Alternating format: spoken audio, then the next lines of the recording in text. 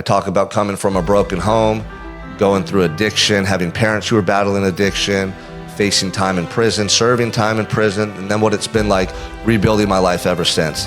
When you have a strong body, when you have energy, it correlates to confidence, it correlates to belief in yourself, it correlates to discipline, all the attributes that you need to create success in your life.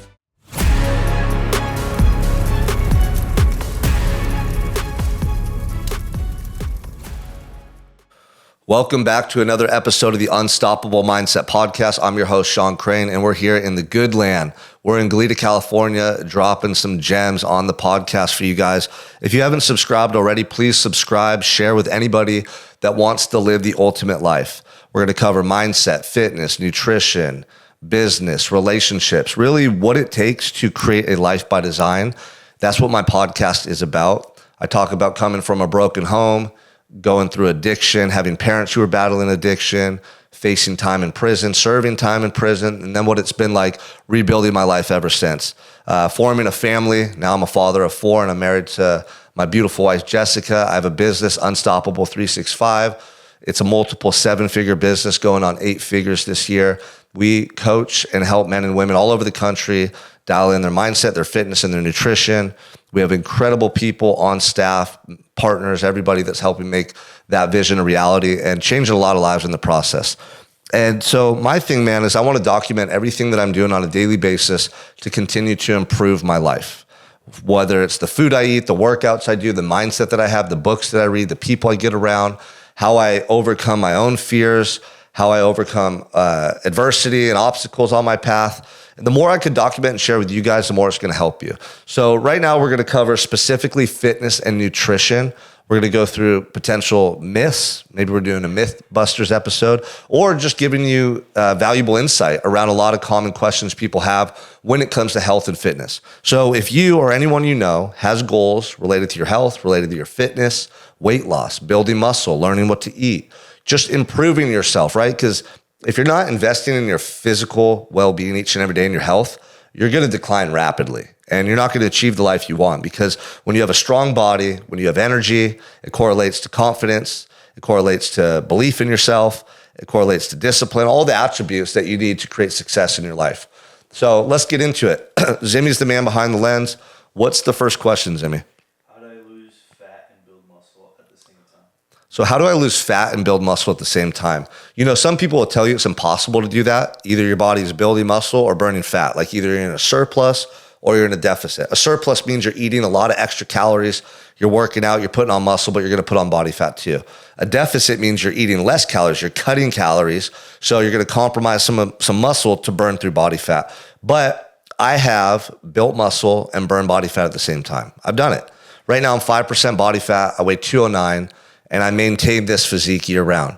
Now, the way you do it is you got to focus on building muscle first and foremost. So you got to put yourself in either maintenance mode in your calories or a slight calorie surplus to where you're able to pack on muscle and you're hitting the gym 4 or 5 times a week, lifting with intensity, doing intense resistance training, like taking your muscles to failure every lift for an hour each and every day, right? And then you got to have your nutrition completely dialed in. Right? Everyone's body's a little different, but generally, if you structure your nutrition this way that I'm about to share with you, and you do the resistance training I just shared with you, you'll pack on muscle and your body will burn through more body fat. And I'll explain to you why.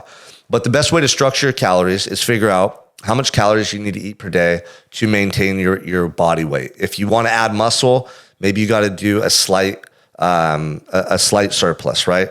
The way that you figure out how much you should be eating daily just to maintain your physique is multiply your physique times 15. That's your total calories per day. Your weight times 15. Okay. So once you have your total calories per day, then you want to be consuming 40% protein, 40% carbs, 20% fat. Do the math. It's a simple equation. You can figure out how many calories per day, how much protein, how much carbs, how much fat. If you hit those numbers daily, and you're strength training 4 or 5 times a week, 6 times a week with intensity, what's going to happen is you're going to pack on muscle. And when you put muscle onto your frame, it costs a lot more in calories to maintain muscle. And what I mean by that is when you have muscle on your frame, the food you're eating is going to maintain and grow that muscle.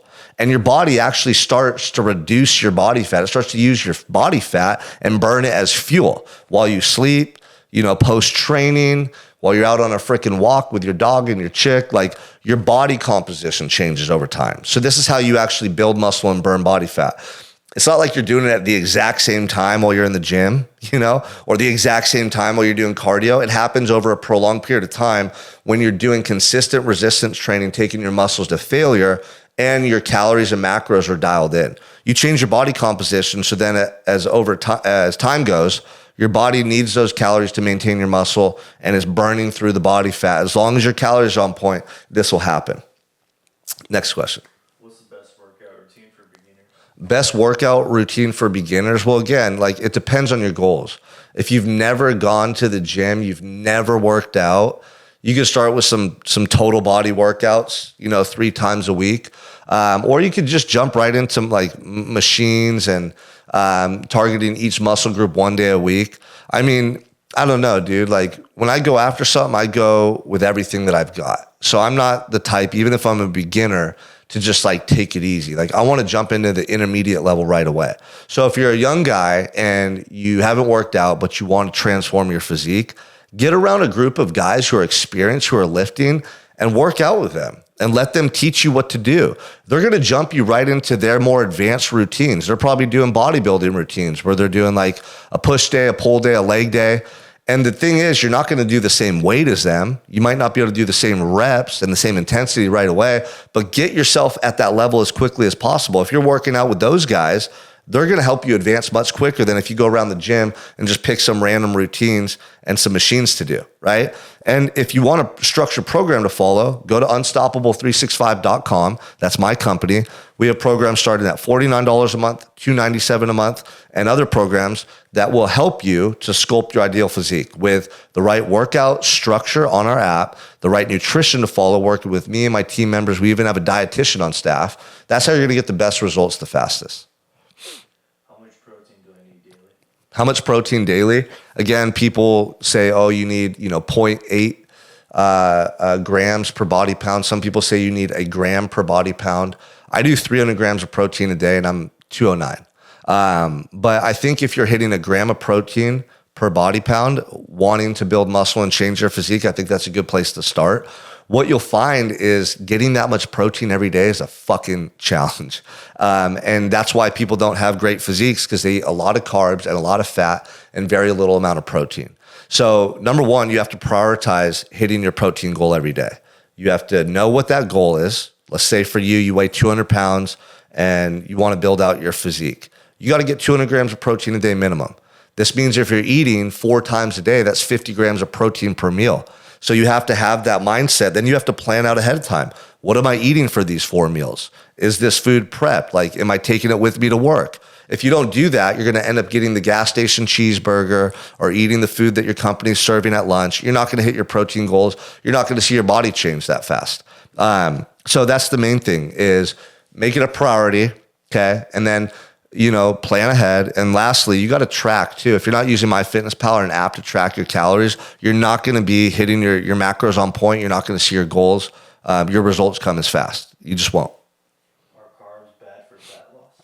No, carbs are not bad at all. It just depends. Again, everyone's body type is different. Everyone's goals are a little different. Everyone's starting point is a little different. If you're super overweight, like you have 200 pounds to lose, stuffing your face with a bunch of carbs probably isn't the best idea. But for me, I eat 400 grams of carbs a day. Carbs fuel me from an energy standpoint in the gym and post-workout for recovery. But it's also the types of carbs you consume. All I eat is oatmeal, rice, and potatoes. I don't eat breads. I don't eat processed foods. I don't eat sugars. I eat fruit. That's a form of carbs. But I eat carbs before I work out, after I work out, and then incrementally throughout the day. And I track all my calories. So the amount of carbohydrates I eat in comparison to protein or fat, it fits in the right ratio. There's a formula here, right? For me personally, I eat 3,000 calories per day, roughly 300 grams of protein, 300 grams of carbs, and 70% fat. Roughly in those ranges. Those are the numbers that I seek to hit every day. I strength train in the gym, resistance training 5 times a week, and I do cardio in the form of walking 3 or 4 times a week for an hour. That's my blueprint right now to get in the best shape of my life. But I'm 13 years in the making. I spent 13 years building muscle, getting my body fat really low. Now I'm able to maintain this physique year round with those detailed variables. So to answer that, no, carbs are not bad, but based on your goals, again, based on your weight, based on your activity level, and then the form of carbohydrates, those are all the things that you need to understand. Can I eat junk food and still reach my goals? Yeah, you can eat junk food and still reach your goals. If you track your calories, you could have Sour Patch Kids, you could have freaking ice cream, you could have anything that you could think of, donuts. Again, if you're doing that stuff every day, not the best for your body and your health. But if you're training consistently and you're active and you have a couple donuts one morning, or it's your daughter's birthday and you have birthday cake with her, it's not going to compromise your results. As long as you're not going way over your calorie number, right? The number of calories you're supposed to consume per day consistently, you're not going to see it sabotage your results that much. In fact, I remember there was this influencer, he's a fitness guy, and he proved that you can get shredded as heck eating McDonald's every day. And he would like go to McDonald's and get a McFlurry pre-workout, or he would, have chicken nuggets later in the day. He ate McDonald's every day and he was literally shredded to the bone, but he was tracking all his calories. So all his macros were pretty on point. Now, you don't want to put that stuff in your body just from a health standpoint, but it's definitely possible to get shredded and eat junk food. Here's the hard part. Those types of foods, the sugary snacks, desserts, the salty snacks, the processed foods are so addictive that it's very impossible for most people to have a balance there. Most people overconsume and they sabotage their results because of that. So for me personally, I cut out dessert 3 years ago. I said, I'll never eat it again. I never will. It doesn't serve a place in my life. I ate plenty of dessert as a kid. I don't need fucking cake and ice cream and stuff. I'm not a little kid anymore. Like, I'm on a purpose-driven path, and that stuff doesn't serve me. It doesn't bring me joy, so I don't do it anymore. Do you really need supplements to build muscle? You don't need supplements to build muscle. The word supplement means additional, okay? No supplements are going to get your results for you. Like, guys think that if they take supplements, they're going to magically grow muscle, right? Peptides are like becoming more popular now. I talk about peptides, and guys will think that if they get certain peptides, it's just going to melt body fat off them and put on muscle. Dude, they're supplemental. They're supplemental to what you eat and your training. Your gym routine, your fitness program that you're going on, that you're running, and your nutrition is the foundation for your results. Before I ever took any supplements, any peptides, anything at all, I was walking around at 192 pounds, 7% body fat consistently for years. That was my physique, and I maintained it. I would run, I would do cardio, I'd lift, and I was disciplined with my nutrition. Now, I've been experimenting with peptides over the last year, and it has taken me to another level because I'm recovering faster. I've noticed that my muscles are becoming even more defined because I'm already super low on body fat, but right now I'm 5% body fat, 209. I'm lifting 5-6 days a week. And recently I've been able to add cardio back into my routine, which has been huge because I have a busted right knee, no cartilage in my right knee, and a torn meniscus for 2.5 years from all the endurance training I used to do. So until I get that fixed, I'm going to go and do some stem cells and stuff to see if that'll fix it. I couldn't do any cardio. I couldn't do anything. I had to stop running. I had to stop the Stairmaster. I could barely do the elliptical without my knee ballooning up, and swelling up. But recently, by taking BPC 157, which helps with inflammation, and starting to walk again, I've been able to get back into cardio and be pain-free. So that's when like the peptides and the supplements help immensely because it's reduced inflammation in my body and it's allowing me to get back to the activity level I want. So if you're somebody that wants to experiment with supplements, the main stuff you need is like a daily multivitamin, fish oil. And then from there, you can start to look into peptides. The most researched one that has the greatest benefit that I've experienced is BPC 157, which helps with inflammation. It helps your gut health. A lot of people that have aches and pains throughout their body, it diminishes that pain over time because it's helping you fix your gut health. And your gut health, when it's compromised, creates inflammation throughout your whole body. So aches and pains, all these symptoms derive from that. Is it intermittent fasting better than eating multiple small meals? again, like there's so many different ways to get results. There's not just one way to get results. So the question is intermittent fasting better to get results than eating small meals throughout the day? They're both good. I've seen people shredded on both. I personally like to eat every 3 hours, and I just eat a medium sized meal every 3 hours. That's because I work out at 5 a.m. I'm not going to wait till 12 p.m. to eat a meal. So what it comes down to is it conducive to your results? Is it going to get you results? And can you make a lifestyle out of it? If you can't sustain it for multiple years or decades, don't do it. Like if you're somebody that wants to lose a bunch of weight right now and you can do intermittent fasting, and then when you get down to your goal weight, maybe you go on maintenance mode, great, that's fine. I know people who have done that. But intermittent fasting for most people is not sustainable. So what I'd say is, why don't you eat small meals every 3 to 4 hours and pick out the right breakdown of macronutrients, eat healthy whole foods, and you're going to lose weight like that as well. They both will get you results. It just depends on what can you consistently do. One of the biggest myths is, do women get bulky from lifting weights? Would you agree? Do women get bulky from lifting weights? It's really hard for anybody to get bulky. Like, you got to put in the freaking work. One of the funniest things is when guys sign up for my program or they reach out for coaching and they're like, dude, I don't want to get as big as you and Matt Fleming. I'm like, motherfucker, you couldn't get this big if you tried, right? That's a joke. Like, what I'm saying is it takes a lot of effort and specific focus and how much you're eating and the training you do to get big. For women, it's nearly impossible to get big and bulky. The women that you see that do bodybuilding shows and they're all big and bulky and manly, no women really typically want to look like that, first of all. Second of all, a lot of those women are experimenting with things that enhance them, okay? They're taking anabolics and stuff like that, and they're training like bodybuilders every day, and they're eating a lot of protein, a lot of calories. That specific goal requires something specific to attain it, right? So if you're just a woman that wants to get build your physique to the point where you feel confident. You want to sculpt your physique, right? You want the nice legs, the nice arms. You want to lose belly fat. Like, all you do is eat the right amount of calories, get in the gym and strength train, and you just don't do a surplus of calories. And your training is going to be specific to your goals.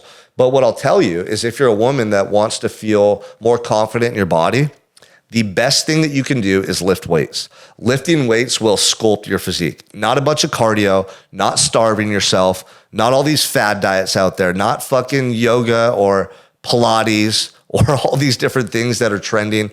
Dude, lifting weights, free weights in the gym 3-5 times a week for you, and eating the right amount of calories every day, protein, carbs, and fats, will sculpt your physique, and you'll love the way you look and feel. Hold on real quick. This is why having a coach and a program to follow is so important, because then you get on the right program based on where you're at and the goals you want to achieve. And you're not listening to all this nonsense, and you're not wasting your time doing stuff that's not going to get you results. Can you be overweight and still be healthy? Can you be overweight and healthy? No, you can't. Being fat is so detrimental to your health. Like every biomarker that represents health is going to go down when you carry excess body fat. It's not good. You're going to develop all these problems. Your blood pressure is going to be higher. You could become pre-diabetic, which that's going to kill you earlier and compromise your health. Like, across the board, it's going to restrict you in your lifestyle and compromise your health. So here's the problem, like in society, nobody wants to have their feelings hurt. You can't say anything that's going to hurt someone's feelings. So if you have this person that's super fat, you got to be able to call them out a little bit and provide accountability for them. They don't want to be that way. But because society doesn't want to hurt anyone's feelings, we're condoning certain behavior that's detrimental. Like, it's not okay to be fat and overweight. You see these billboards now with plus size models. Like, fuck that. Let's have a higher standard, and let's show people what to do to get to a healthier body that has energy, that provides them with, that they're vigorous, that their vitality, like everything about them improves when they're in a healthier body. So let's not lie to each other. Are cheat meals helpful or harmful? Cheat meals. I do a cheat meal. I mean, you call it a cheat meal once or twice a week. I'll have like a day where I just go over my calories, like 1,000 or 1,500, because what happens is your metabolism gets so efficient. Like, when you're eating, let's say for me, I'm eating 3,000 calories a day. For me, that's not a lot. Let's say you're eating 2,000 calories a day or 1,500. Your metabolism gets so used to that amount of calories and just running like a machine, you can plateau a little bit. So what happens is, when you throw a cheat meal in once a week, you jack your calories way up, your metabolism just goes into overdrive. It just keeps it running efficiently. Like the other day, I went to In-N-Out and I got 2 4x4s and a double-double. And this was at the very end of the day. So I already had 3,000 calories that I'd eaten, and then I ate that on top of it. It put me at like 5,500. Every day when I wake up and I'm fasted, I'm roughly 206. That's my weight right now. The next morning after I ate that meal, I was 205. Like how does the math add up there, right? How can I wake up every day when I'm eating 3,000 calories at 206, and then right before bed at 9 p.m., I ate 2 4x4s from In-N-Out and a double-double, and I woke up the next day at 205. Well, that's because your metabolism cranks into overdrive to process all those calories. First thing it does is shuttles as much of those calories into my muscles for repair and recovery as possible and growth. Next thing it does is my metabolism revs up in overdrive to process all those calories, right? And and then thermogenesis kicks in, which if you've ever eaten a really big meal or you get the meat sweats as they call them, that's what's happening. It's thermogenesis. Your metabolism's in overdrive to help process all those excess calories. And so, yeah, I think a cheat meal once or twice a week is good from that standpoint. Also, a psychological standpoint. If you're just eating chicken and rice, I eat a lot of ground beef and rice, oatmeal and egg whites, and then you have a big old burger once a week or some sushi, or for me, like some barbecue, like maybe a ribeye, which is super high in fat. It's like 1,200 calories for a big 12 or 14 ounce ribeye. Like it's satisfying, and you earn that. You earn that. You use those calories towards your goals anyway, or your results, and then you just keep moving forward. But then you got to maintain the discipline. You can't let one cheat meal a week turn into 3, 4, or 5. That's when you sabotage yourself. Should you train to failure every set? Some claim it's essential for muscle growth. Others say it leads to burnout and injury risk. Should you train to failure every set? Most sets. I mean, this is, and again, like it depends how long you've been training, what your goals are. Do you have strong joints? Do you have strong muscles? Like, is your form good? Right. So the question was, should you train to failure on a set every single time or not?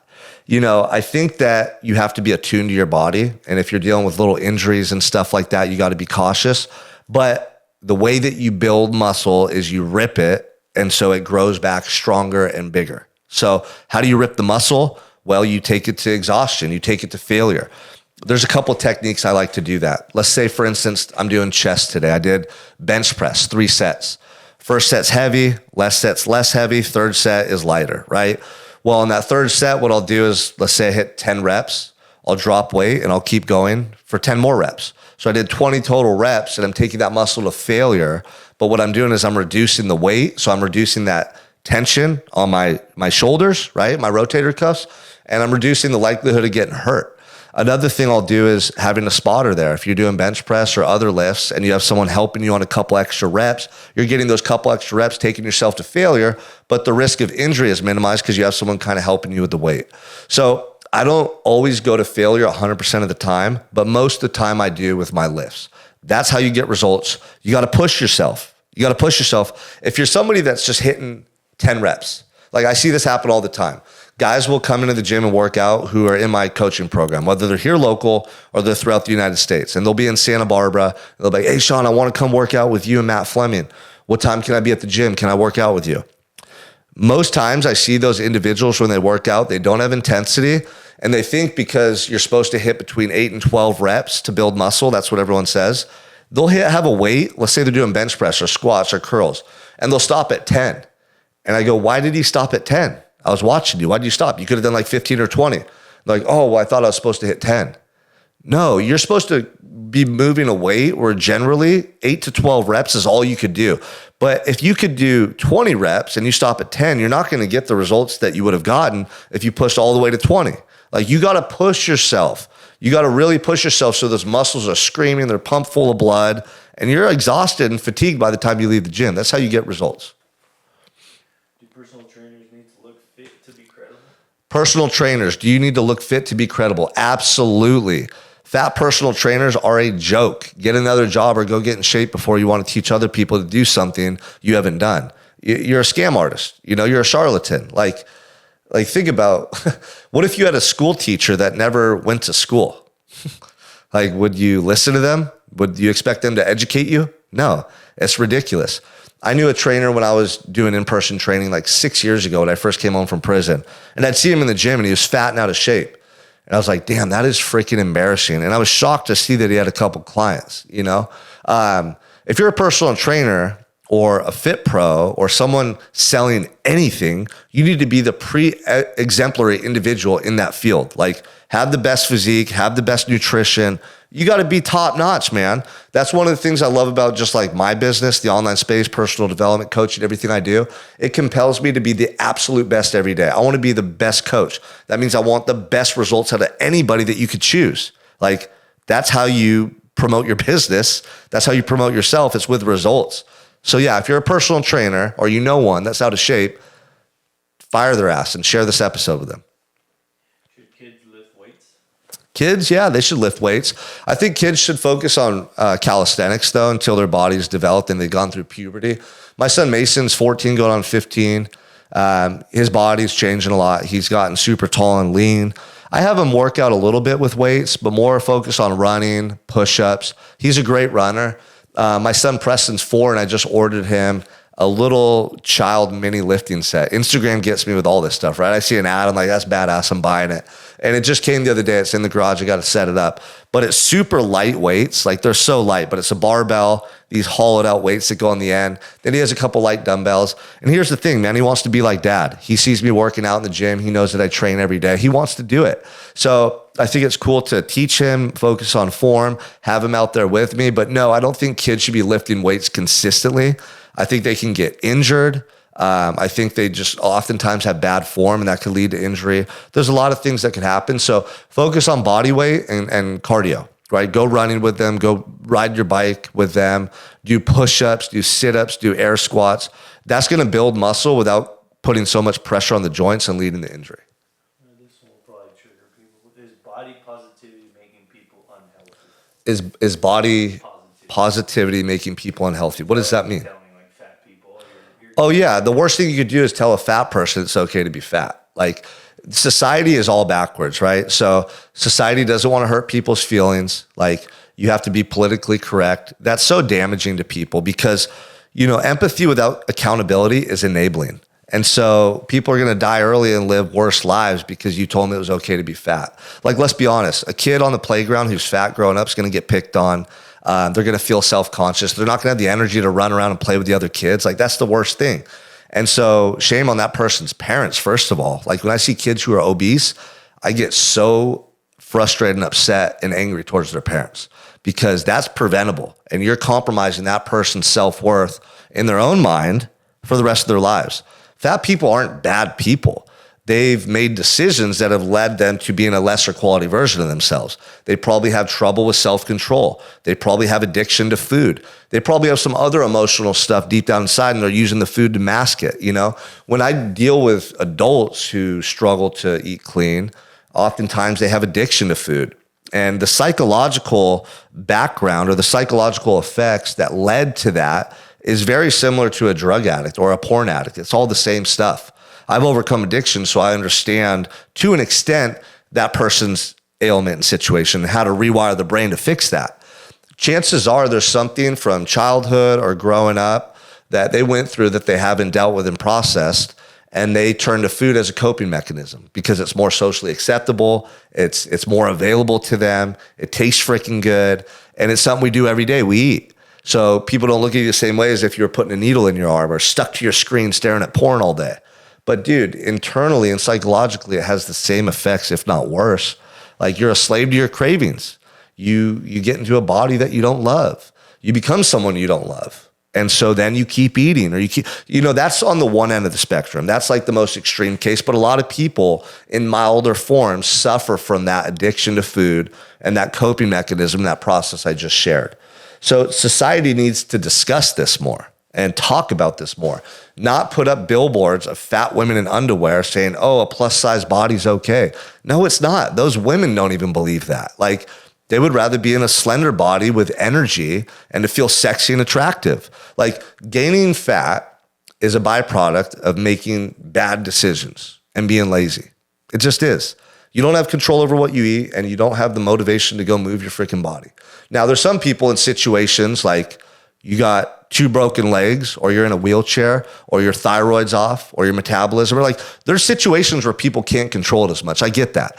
But 90+% of people that are overweight, it's a choice and they've done it to themselves and it's preventable and it's going to lower the quality of their lives. So don't condone it. Don't give them a pat on the back and say it's okay. We want to coach and help and inspire these people to be their best. That's what it's all about. So remember this. Empathy without accountability is enabling. If you do that for your son who's a drug addict or your son who's stuffing their face with Twinkies, if you do that for your friend, your colleague, your significant other, you're not helping them. You're making it worse. So you got to bring this to their attention and create open dialogue where they don't feel ashamed and you support them, but they also feel encouraged to change. Can alcohol be part of a fit lifestyle? Can alcohol be part of a fit lifestyle? Well, dude, if you drink, you're not going to be healthy. Like even new research shows 1 or 2 drinks a week is detrimental, especially to brain functioning long term. So if you drink alcohol, you're compromising your health. Now, if you want to be fit, if you want to look shredded, if you want to have muscle, you can still drink and do that. I know a lot of guys that have cocktails and they're fit. And there's a lot of people that are influencers or celebrities that are fit. They can have drinks once in a while. For me, it's a personal choice to stay sober. Alcohol just doesn't fit into my equation for the life I want to live and the person I want to be. And honestly, I'm so grateful that my wife's sober and I'm sober. And my children, like to this day, like my daughter Scarlett, 6, she has no idea what alcohol even is. She's never asked about it. She's never seen me or my wife altered. She's never been around adults who are altered because we don't live that way. That's just not in the equation for my life. That's not who I want to be, not the type of father or leader I want to be. And so for me, sobriety is a superpower. It's one of the reasons I've been able to build this success in my life is because I committed to a life of sobriety 13 years ago. And here's the last thing. Most of you listening who aren't sober, if you were, your life would be better. Do you need cardio to lose fat? You don't need cardio to lose fat. If you just eat in a calorie deficit or track your calories and lift weights, you can look jacked and shredded. However, you know, I was about 7% body fat 6 months ago and around the same amount of muscle mass. And I started doing walks, long walks, 60 to 90 minutes, 3 days a week. And I dropped down to 5% body fat. And I slightly reduced my calories. But I do think it depends where you're at on your journey for your health and fitness. Like if you have a bunch of weight to lose, I'd say get your ass on the treadmill every day or the Stairmaster for like every day, or go on long bike rides. Like that cardio will help you burn through a lot more calories and body fat. But you don't absolutely have to have cardio to get shredded. It does help though.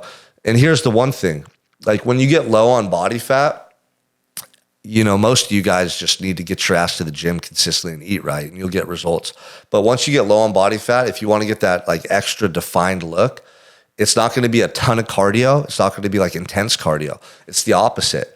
For me, it's a 60-minute kind of like mildly casual walk 3 times a week that's gotten me down to the most shredded physique I've ever had, on top of the strength training that I do pretty much every day. And calories are on point 100%.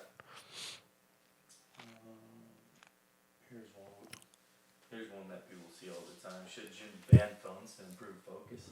Should gyms ban phones to improve focus? I mean, they could, but I think people just need to have more self-control. Like people spend so much time on the phone in the gym. And when I go to the gym, it's to be able to be in the moment and not worry about work or my challenges and problems in fucking life and bring stress into that world. Like I go there to just be in the moment, man, to get my heart rate up, to get those endorphins going, to push myself in my workout. I wouldn't say it's an escape, but you know, it kind of is. Like I'm escaping from all the millions of fucking things I have to think about and do every day. Last thing I want to do is pick up my phone. However, I run a business using social media, and sometimes I get ideas for content, or sometimes there's a message from a team member. I get an idea about a message I forgot to respond to, and I'll be on my phone. But I try to minimize it. If I'm in the gym for an hour, I try to be on my phone 0 minutes at the most, like 3 minutes accumulative throughout the whole time. But I love to just put my headphones in, set my phone on the other side of the gym, and just work out. That's my favorite thing to do. Are pre-workouts dangerous or misunderstood? Pre-workouts, yeah, I mean, they can be dangerous. I did my blood work a year ago, and one of my liver enzyme counts was high. And I go, damn, Dr. J, who's my doctor and one of my partners in Unstoppable 365. I'm like, why is my liver enzyme high? That count. I'm sober. I don't do drugs. I don't do anything. Like, I live a clean lifestyle. And he's like, well, it could be, one of the supplements you're taking. They're not regulated by the FDA. I was taking Animal Pack at the time, which is like a multivitamin. And he goes, or the pre-workout you take. I was taking Bucked Up. I like Bucked Up, the company, but there's artificial sweeteners in there and there's additives that, it can cause inflammation. It can cause those liver enzymes to get the count to raise. So I switched my pre-workout. I forgot what the name of the one I take is, but there's a lot less ingredients, less caffeine. It came recommended from my doctor, Dr. J. And I cut out all the supplements, and I wasn't taking a bunch. I was taking the Animal Pack, which are multivitamin you can get on Amazon, and then like strong reds and strong greens, which a lot of people take. But I started taking the stuff that Dr. J recommended. So the multivitamins I get now are from his pharmacy that he works with. Everything down from like fish oil to the multivitamins. Anything I take is sourced from the best place possible because the FDA doesn't regulate the supplement industry. So what they do is they add a lot of filler into their products, and there's only like 10% of the active ingredient in the product itself. They slap the label on, right? And they sell it to you. But that filler that they add and the artificial sweeteners and flavors, it's not good for your body. And if you're taking pre-workout every day, you got to think, man, I'm putting this stuff in my body every day. So a lot of you would do better just to go to black coffee or espresso rather than all these ghost energy drinks, these pre-workouts, these bangs. Like, that's just not good for you. Do fat burners actually work, or are they a scam? Fat burners are a scam. Like, go do some meth. Or just work out and track your calories and stop looking for the cheat code. There's no cheat code in life, man. And those of you that take Ozempic too, like, you're going to regret it later on when your kidneys are failing. You have freaking pancreatitis. And like, dude, look at the symptoms. Like, you don't need Ozempic because you need to learn the mindset and the habits to get a healthy body and to keep it. That's the main thing you need to focus on. So, it takes longer and there's more work involved, but that's how you get results. Okay, that's a wrap. So we just did a quick little Q&A about health and fitness. If you found this episode valuable, please go share it with somebody, tag them in it, whatever you got to do. But if you're ever interested in fitness, nutrition coaching, mindset coaching, that's what I do. You can go on unstoppable365.com, check out our website, my team members, and shoot me a message too. I'm on Instagram, Sean, SEAN, _Crane_official on Instagram, and Facebook, Sean Michael Crane. Any questions, any feedback, anything at all, if you're interested in coaching, reach out to me. I'd be happy to have a conversation.